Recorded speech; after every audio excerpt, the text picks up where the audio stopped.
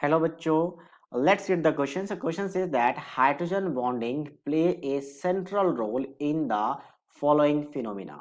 पहला क्या आपके पास ice floats in water, that is correct. और ये हाइड्रोजन बॉन्डिंग की वजह से होता है। क्या होता है कि वाटर मॉलिक्यूल्स की बात करें जब वो आइस फॉर्म में होता है यानी कि सॉलिड फॉर्म में होता है तो ये हाइड्रोजन बॉन्डिंग करता है। इस तरीके से आप एक और हाइड्रोजन वाटर मॉलिक्यूल्स लिख लो, ठीक है। तो ये क्या होता है, इलेक्ट्रॉन नेगेटिविटी डिफरेंस होने की वजह से ये बॉन्डेड पेयर यानी शेयर्ड पेयर इलेक्ट्रॉन को अपने तरफ अट्रैक्ट कर लेता है, जिससे यहाँ पे पार्शियल नेगेटिव चार्ज क्रिएट होता है और हाइड्रोजन पे पार्शियल पॉजिटिव चार्ज क्रिएट होता है। तो ये ऑक्सीजन सेकेंड वाला ऑक्सीजन क्या करता है, इसकी डिफिशियंसी मतलब इलेक्ट्रॉन का डिफिशियंसी हो गया, कमी हो गया, तो उसको कम करने के लिए अपना लॉन पेयर डोनेट कर देता है, जिससे ये हाइड्रोजन बॉन्डिंग करता है। और ये तीन कैसे पॉसिबल है, अगर नाइट्रोजन ऑक्सीजन या फ्लोरीन ये तीनों में से कोई एटम डायरेक्टली यहां से हाइड्रोजन से अटैच्ड हो और इस साइड में नाइट्रोजन ऑक्सीजन और फ्लोरीन हो, तभी ऐसा पॉसिबिलिटीज है। इन तीनों के अलावा कोई दूसरा चौथा नहीं होना चाहिए। तो इसका मतलब हाइड्रोजन बॉन्डिंग है। तो इसके वजह से ये क्या करता है, आपका केज लाइक स्ट्रक्चर बनाता है। मींस यहाँ पे एक और वाटर मॉलिक्यूल्स लिख लेते हैं, ठीक है।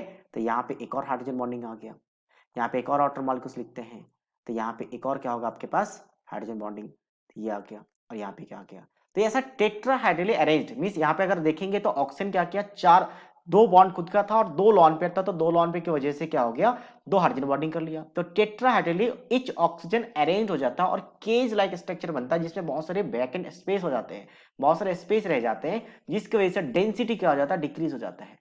और डेंसिटी डिक्रीज हो जाएगा तो ऑब्वियसली आइस वाटर में फ्लोट करेगा, क्योंकि कंडीशन क्या है, अगर किसी भी दो चीज को आप एक साथ रखो तो अगर लिक्विड है तो लिक्विड या सॉलिड है तो जिसकी डेंसिटी कम वो क्या होता है आपका ऊपर होता है, जिसकी डेंसिटी ज्यादा वो आपका नीचे होता है। तो यही कॉन्सेप्ट यहाँ भी फॉलो है, ठीक है।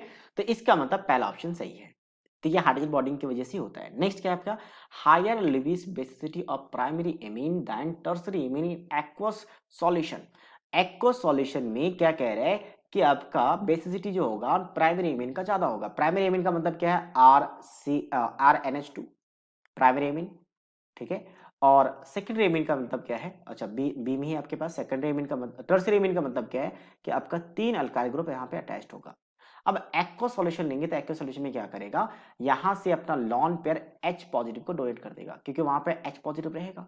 और जैसे ही डोनेट करेगा ये कन्वर्ट हो जाएगा H पॉजिटिव में, और साथ में कितने हाइड्रोजन है इसके पास, तीन हाइड्रोजन है, कुछ इस तरीके से। यहाँ की बात करें तो इसके पास लॉन पेयर है, ये अपना लॉन पेयर फिर से एक्वा सॉल्यूशन में H पॉजिटिव को डोनेट करेगा, क्योंकि वाटर में कुछ ना कुछ H पॉजिटिव रहेंगे। तो जैसे ही डोनेट करेगा यहाँ पे भी एक H आ चुका है और यहाँ पे पॉजिटिव है। अब क्या होता है, जैसे ही वाटर में डालते हो एक होता है हाइड्रेशन एनर्जी, यहाँ पे बॉन्ड बनने की वजह से एक हाइड्रेशन एनर्जी रिलीज होता है। तो बॉन्ड तो दोनों जगह सेम बना, लेकिन साथ साथ में और भी तो नाइट्रोजन मॉलिक्यूल्स होंगे, ठीक है। और भी नाइट्रोजन मॉलिक्यूल्स होंगे, तो वो नाइट्रोजन मॉलिक्यूल्स क्या करता है, यहाँ पे इलेक्ट्रॉन नेगेटिविटी का डिफरेंस है, तो यहाँ से फिर से इसमें आपके पार्शियल पॉजिटिव, एक पॉजिटिव तो है, उसके अलावा partial positive sorry partial negative आ जाएगा, इलेक्ट्रॉन को अपने तरफ अट्रैक्ट करेगा, पार्शियल नेगेटिव और इससे पार्शियल पॉजिटिव होगा। तो ये लॉन पेयर अपना इलेक्ट्रॉन डोनेट करके हाइड्रोजन बॉन्डिंग करेगा, क्योंकि अभी कंडीशन पढ़ा है कि आपका nitrogen oxygen fluorine directly hydrogen से अटैच होना चाहिए और इधर भी इन तीनों में से एक होना चाहिए, कंडीशन फुलफिल कर रहा है। तो यहाँ पे तीन हाइड्रोजन बॉन्डिंग पॉसिबल है, तीन, तीन हाइड्रोजन बॉन्डिंग पॉसिबल, और जितना ज्यादा हाइड्रोजन बॉन्डिंग होगा उतना ज्यादा एनर्जी क्या होगा, रिलीज होगा, मतलब डिक्रीज होगा, और स्टेबिलिटी क्या होगा, बढ़ेगा। वही अगर बात करो यहाँ पे तो एक ही हाइड्रोजन बॉन्डिंग होगा।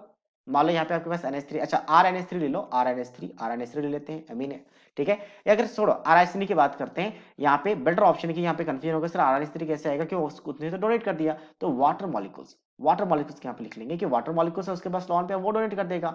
यहाँ पे भी वाटर मॉलिक्यूल्स है, वो अपना लॉन पेयर क्या करेगा, डोनेट करेगा यहाँ पे और हाइड्रोजन बॉन्डिंग करेगा। तो जितना ज्यादा हाइड्रोजन बॉन्डिंग पॉसिबल है उतना ज्यादा एनर्जी रिलीज होगा, उतना ज्यादा स्टेबिलिटी होगा। तो पहला वाला ज्यादा स्टेबल है, तो ये रिएक्शन फॉरवर्ड डायरेक्शन में बहुत ज्यादा जाएगा। फॉरवर्ड डायरेक्शन में ज्यादा जाने का मतलब है कि ये अपना लॉन पेयर ज्यादा डोनेट कर रहा है as compared to second one. तो जो जितना ज्यादा लॉन पेयर डोनेट करेगा उसकी बेसिसिटी उतना ज्यादा। तो इसका मतलब प्राइमरी एमीन का बेसिसिटी हायर होता है किसमें, एक्वा सॉल्यूशन में, और ये किसकी वजह से हो रहा है, हाइड्रोजन बॉन्डिंग की वजह से। तो ये भी स्टेटमेंट क्या आपका सही है। नेक्स्ट क्या है, formic acid is more acidic then acetic acid, is it true, yes that is true, but this is not because of the hydrogen bonding, ये आपका गलत है, ठीक है।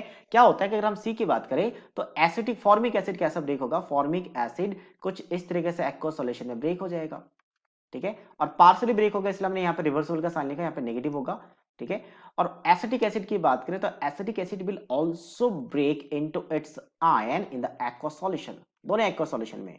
अब देखो H पॉजिटिव जितना ज्यादा डोनेट करेगा उसकी एसिडिटी उतना ज्यादा होगा। अब कौन ज्यादा H पॉजिटिव डोनेट कर सकता है? तो अब यहाँ पे देखें तो यहाँ पे CH3 एक कौन सा इफेक्ट लगाता है, प्लस आई, ये इलेक्ट्रॉन को डोनेट कर रहा है प्लस आई से, जिसकी वजह से इसकी नेगेटिव की स्टेबिलिटी को क्या करेगा, डिक्रीज करेगा, और स्टेबिलिटी डिक्रीज होगा तो रिएक्शन बैकवर्ड चला जाएगा। और यहाँ पे हाइड्रोजन कोई इफेक्ट लगाते ही नहीं है, रेफरेंस एलिमेंट है, इसी के रेफरेंस में सारे इफेक्ट करते हैं, तो इसका मतलब ये रिएक्शन वैसे का वैसे ही रहेगा। तो इसका मतलब ये ज्यादा स्टेबल है, बैकवर्ड नहीं जाएगा, तो यहाँ से H पॉजिटिव ज्यादा आएगा, और H पॉजिटिव ज्यादा है तो मतलब इसका आपका एसिड स्टेट ज्यादा है। बट यहाँ पे हाइड्रोजन बॉन्डिंग का कोई रोल ही नहीं है, यहाँ पे CH3 का रोल है, इसके वजह से ये गलत है। फॉर्मिक एसिड ज्यादा एसिडिक है लेकिन हाइड्रोजन बॉन्डिंग का कोई रोल नहीं है, हमें तो यहाँ पे सेंट्रल रोल किसका होना चाहिए था, हाइड्रोजन बॉन्डिंग का, जो कि गलत है। नेक्स्ट हम बात करते हैं dimerisations of acidic acid in benzene. Benzene में क्या होता है, एसिडिक एसिड डाइमर फॉर्म बना लेता है, क्या रीजन है, तो इसका भी डिस्कस कर लेते हैं। ये एसिडिक एसिड है, पहला एसिडिक एसिड। दूसरा एसिडिक एसिड फिर आपको यहाँ पे लिखना है कुछ इस तरीके से, ये रहा, और यहाँ पे क्या आपके पास OH बॉन्ड है, और यहाँ पे CH3। तो यहाँ पे क्या होता है, आपके पास सिर्फ से यहाँ पे OH बॉन्ड है और इधर ऑक्सीजन है, तो यही सेम कंडीशन फुलफिल कर रहा है, तो यहाँ पे हाइड्रोजन बॉन्डिंग हो जाता है, और यहाँ पे भी हाइड्रोजन बॉन्डिंग हो जाता है। और इसी हाइड्रोजन बॉन्डिंग की वजह से जो एसिडिक एसिड होता है बेंजीन सॉल्वेंट में डाइमराइजेशन हो जाता है, तो इसका मतलब यहाँ पे भी हाइड्रोजन बॉन्डिंग का रोल है। That means option D is also right. So that means A, B and D is the right answer of this question. I hope you understood it well. All the best.